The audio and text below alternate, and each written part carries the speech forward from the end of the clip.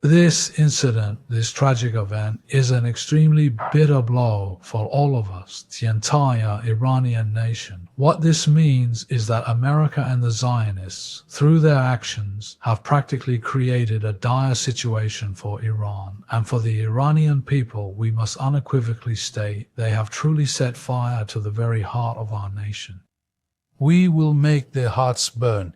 They must understand that they cannot simply strike and then escape without consequences, and the Iranian nation, throughout its long and storied history, has witnessed many such events. It has seen things far worse than these. The Mongols arrived and completely devastated the entirety of Iran, yet the Iranian people stood firm and resisted them. Iran's top security chief has delivered a blistering warning to the US, declaring the Islamic Republic is bracing for a prolonged and punishing war as tensions spiral across the Middle East. Ali Larijani, head of Iran's Supreme National Security Council, lashed out at US President Donald Trump, accusing him of plunging the region into chaos with what he called delusional fantasies. In a blistering series of social media posts, Iran's top security chief Ali Larijani flatly mocked whispers of a diplomatic overture to Washington, unleashing a tone of unyielding defiance that matched the roar of missiles and drones slicing through skies across multiple borders. Iran, unlike the United States, has prepared itself for a long war, he declared, a stark rejection of any talk of renewed negotiations as the region hurtles deeper into conflict. Larijani accused Trump of betraying his own America First doctrine in favor of what he described as Israel First, claiming the US president had sacrificed American lives and resources to advance Israeli ambitions. Mimicking Trump's trademark all-caps style, Larijani charged that US had entered a conflict that damages US interests while serving Israel's military campaign, which intensified dramatically following the October 7 Hamas-led attacks. He warned that Trump's wishful thinking could drag the entire region into a wider and unnecessary war, one he suggested even the White House now fears could cost more American casualties. The rhetoric comes just days after a devastating joint US-Israeli assault on Iran that killed Supreme Leader Ayatollah Ali Khamenei in the opening wave of strikes, along with senior commanders and members of his family. Since then, more than 2,000 targets across Iran, including military bases and weapons facilities, have reportedly been hit.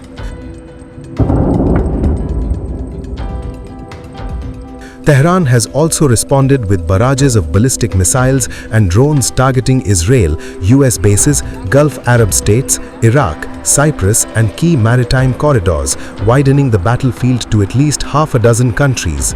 Long regarded by some as a pragmatic insider who once oversaw nuclear negotiations with US, Larijani has now taken a hardline stance. Sanctioned earlier this year by the US over his role in cracking down on domestic protests, he is widely seen as a powerful figure operating at the center of Iran's wartime leadership. On Monday, he crushed any flicker of diplomatic hope, reposting reports of possible talks with a stark, uncompromising warning: "We will not negotiate with the United States." As military strikes intensify and rhetoric grows more incendiary, Larijani vowed Iran would fiercely defend itself at any cost, promising to make its enemies regret their miscalculation. The message from Tehran was chillingly clear: this conflict is far from finished, and the next phase may be even more dangerous.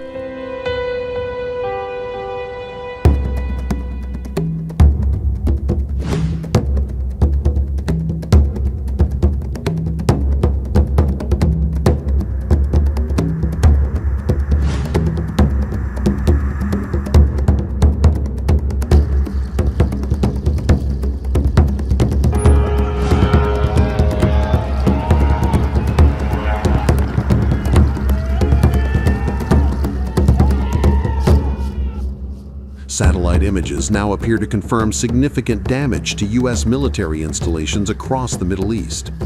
New imagery from commercial satellite firms Planet and Airbus shows that 2 satellite communications terminals were destroyed at the headquarters of the U.S. Navy's 5th Fleet in Manama, Bahrain. The strike marks one of the most serious escalations in the widening confrontation between Iran and the United States.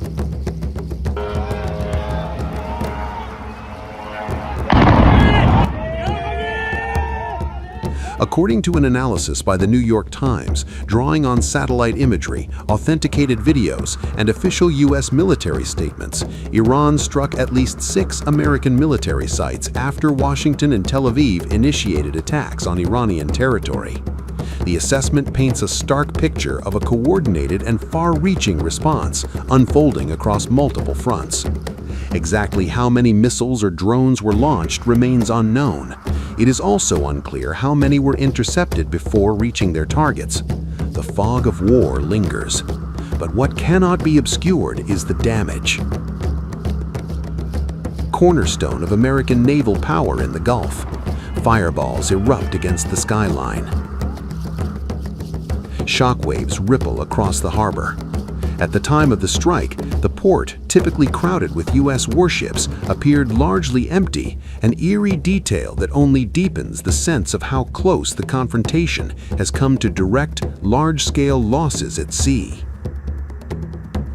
Satellite images taken Sunday reveal the aftermath in chilling clarity. Communications infrastructure obliterated, multiple buildings heavily damaged, others reduced to twisted debris and dust.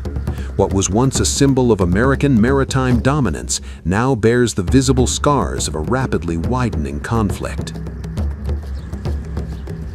In Kuwait, images from Ali al-Salam Air Base show collapsed rooftops following reported Iranian strikes.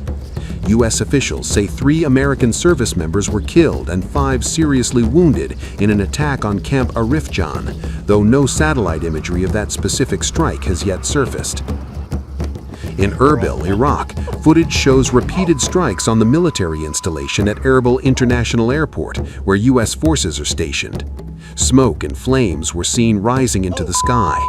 By Sunday morning, reports claim at least 4 structures damaged or destroyed, with fires still burning into early Monday. In the United Arab Emirates, satellite imagery from Jebel Ali Port shows smoke rising from a large building inside a fenced U.S. Navy recreational zone. Though not a formal U.S. base, Jebel Ali remains one of the Navy's most frequently used ports in the region. A widely circulated video from Camp Buehring in Kuwait appears to show a drone flying over the installation before exploding inside the perimeter. The exact impact site and damage level remain unverified. Across Bahrain, Iraq, Kuwait, and the United Arab Emirates, multiple facilities have sustained damage. While no fatalities have been reported outside Kuwait, the sheer scale of the destruction has sent shockwaves through military and diplomatic circles alike. Critical infrastructure, including satellite communication systems, has been damaged, striking at the invisible backbone that underpins modern military coordination. The disruption raises urgent and unsettling questions about the vulnerability of U.S. military installations across the region, facilities long assumed to be hardened, shielded, and prepared. If communications can be shaken, what else lies exposed? For now, the situation remains dangerously fluid. Assessments are ongoing, responses are being weighed, and the full extent of the damage is still coming into focus. But one thing is clear: tensions across the Middle East are not merely simmering, they are intensifying, edging the region closer to a wider and potentially far more volatile confrontation.